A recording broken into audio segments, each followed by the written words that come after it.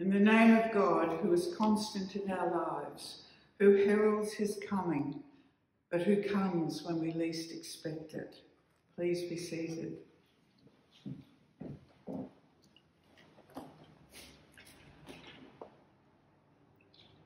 Garlang Naru Ru Windaru. That is the greeting of the Turrbal First Nation peoples of Ashgrove. And as we said at the beginning, well, it says good day. And as we said at the beginning, it is with respect that we acknowledge the traditional owners of this land, and in this case, the Turrbal people.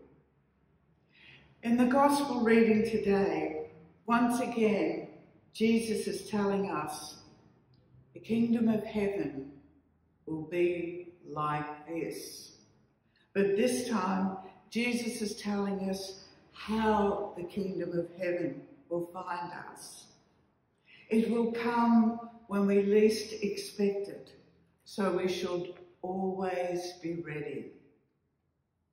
Now, who remembers years ago, back in the 90s, those 3D images? Remember those where you'd sit there and it was a special image and it was all just pictures of gobbledygook and you had to prepare your eyes. And then all of a sudden, without realising it, there was the picture. We know, or we knew, that the picture was there all the time. And even though it took a long time, we kept trying to find it, till suddenly, when we least expected it, we suddenly saw it clearly. And that's just what our relationship with God is like. We know that God is here with us. That is our faith. But to find God, we have to know how to look. Just as we had to prepare our eyes to find that 3D image, we also have to continually prepare for that final encounter with God by being the light of God's love to others, being generous, tolerant, patient, non-judgmental, watching and preparing always for that flash of light that heralds the presence of God. But for many, the preparation is too much and they lose interest and fall away. Now back then, as today, a wedding was a great occasion of joy and celebration, and Jesus uses this event as a metaphor to remind us that we never know what time the bridegroom will arrive. And we, the people of God, as the bridesmaids, must always be prepared for his arrival at whatever time, because his arrival signals the beginning of the feast. In this parable, the bridegroom is Christ, the bridesmaids are us, the church, the lamps are the lights that we are to the world, and the oil is our continuous preparation to make us effective and shining lights of God's love. In Jewish tradition, this oil was symbolic for the things that will count at the coming of the kingdom of God, our deeds of love and mercy, the way we live out the two great commandments. Symbolically, Jesus uses the time of the groom's arrival as midnight, the time when we least expect his coming, the time when we are in our deepest sleep or often our deepest suffering. I was amazed a few weeks ago when a person who had suffered with pain and deep depression most of their lives told me that they finally had the answer to the meaning of life.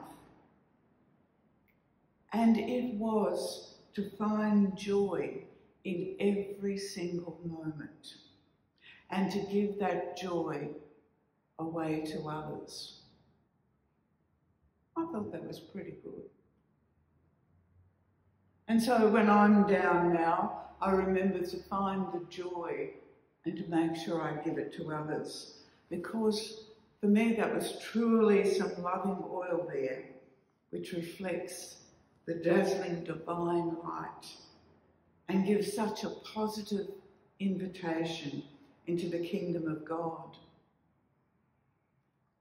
Yet how often do we, as we journey through our lives, miss the light of bridesmaids, inviting us into the feast, showing us glimpses of the kingdom of God, the lights that come from family, friends, acquaintances, or strangers, maybe only brief flashes, but still there.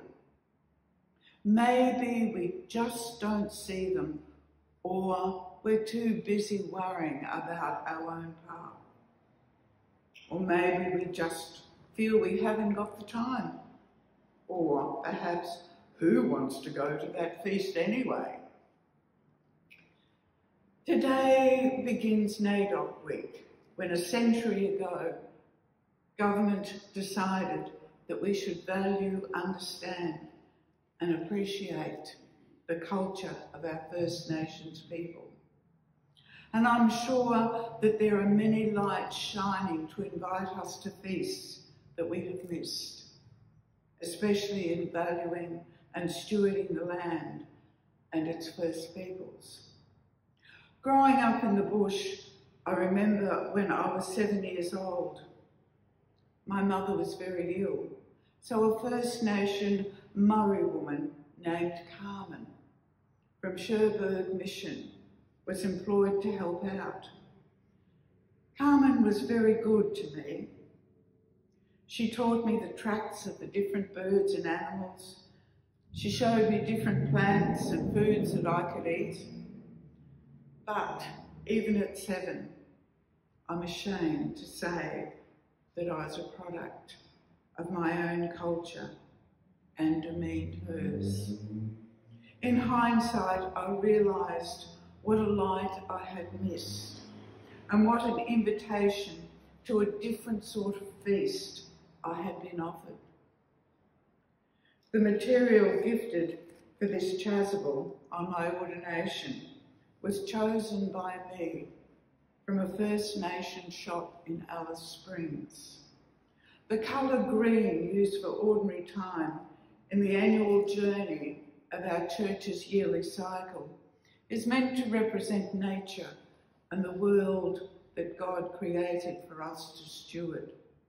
So, from somewhere within me came the thought, who better to emulate nature, God's creation, than our First Peoples? Perhaps I followed the light of Carmen more than I had realised.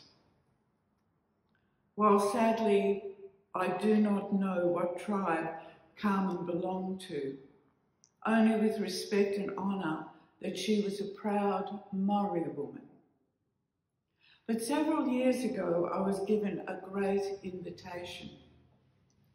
The remains of an ancient female elder of the Yiman peoples was discovered on a hillside within their tribal lands.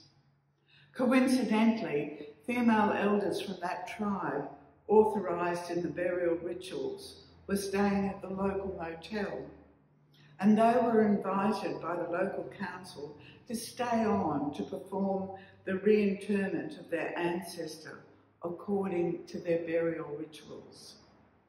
However, as they set about their task, one thing concerned them. They did not know what this woman's totem had been. But strangely, every night as they sat together outside their room, a boobook owl flew down and sat on the fence.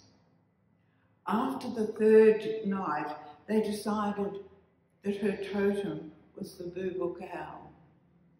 So she was accorded the burial rites under that totem. And even though they were there for several more nights, the boobook owl never returned. In First Nation culture, the rites of burial are women's business. So several days after the burial, as a woman priest, I was invited to make her new burial site sacred.